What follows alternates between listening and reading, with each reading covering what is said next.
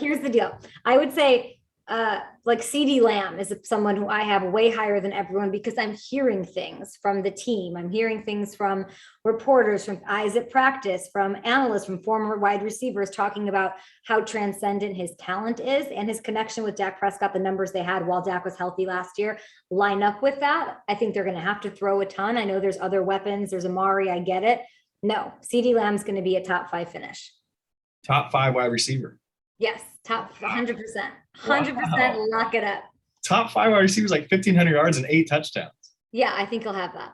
Wow. I think he could have, I mean, that doesn't mean Amari won't do it. Amari could easily have 1,000 yards too, but there's really something special about CD Lamb this year, I think. Who is another guy that, we talked about this last year, that could win you your league?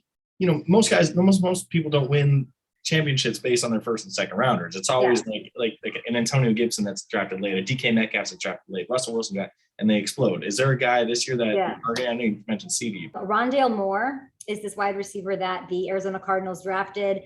Larry Fitzgerald, unlikely to come back. I don't know if you guys have caught him outside of, Craig's out there or something saying that he wants to come back, but I don't think he is. He'll be hanging out with Brady on Sirius XM radio. So you have DeAndre Hopkins, and then you have this weapon. He's just a weapon. Like, they're using him in the preseason, on the ground handoff, special trick plays, crazy mind of Cliff Kingsbury. So I think Rondale Moore is actually in a PPR league and end up being really, really valuable. And people steer away from rookie wide receivers. I like Terrace Marshall. He's leading all rookie receivers. He's with Carolina. If he can get it done opposite DJ Moore, who's another guy who's a 1,200-yard guy, there's just so much value at wide receiver in the draft. And I'll give you a second-year player who I think is a really good sleeper. Okay, exactly. His name's Marquez Callaway.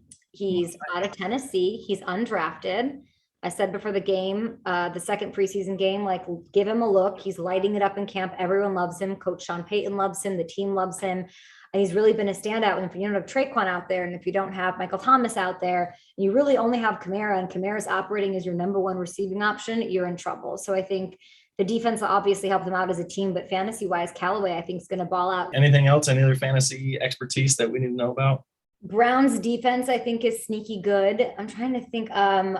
If I were to call my shot, I would say TJ Hawkinson is going to be TJ Hawkinson could be a league winner. He's getting more buzz, but I still see people taking guys like Mark Andrews above him or feeling more confident in, like, Dallas Goedert and Zach Ertz. I'm totally out on as far as taking him above. I mean, you have no Marvin Jones there. He's gone. Danny Amendola's gone. You're inheriting over 100 targets.